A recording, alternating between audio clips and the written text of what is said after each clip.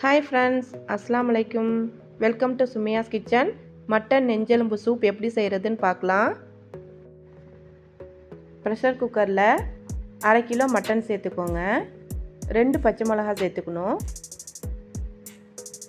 10-15 சின்ன வெங்காயம் சேர்த்துக்கோங்க.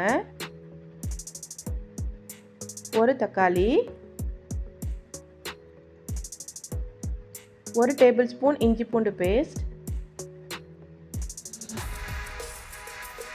தேவையான அளவு உப்பு சேர்த்துக்கோங்க. நான் கல் உப்பு தான் சேர்த்துருக்கேன்.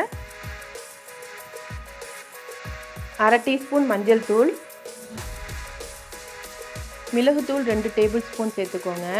கொஞ்சம் தூக்கலாக தான் போடணும். 1/2 டீஸ்பூன் ஜீரகத்தூள், கரம் மசாலா தூள் 1/4 டீஸ்பூன் சேர்த்துக்கோங்க.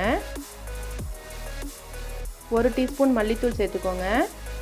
மல்லி இலை கொஞ்சமாக சேர்த்துக்கோங்க. தண்ணி சேர்த்து ப்ரெஷர் குக் பண்ணணும். 4-5 விசில் விட்டு எடுத்துக்கோங்க, மட்டன் வேகிற வரைக்கும். கொஞ்சமாக நெய் சேர்த்துக்கோங்க. முன்னாடியே சேர்க்கணும், நான் மறந்துட்டேன், இப்போ சேர்த்துக்கிறேன். மட்டன் சூப் ரெடி ஆயிடுச்சு. லாஸ்ட்டாக மல்லி இலை சேர்த்துக்கோங்க.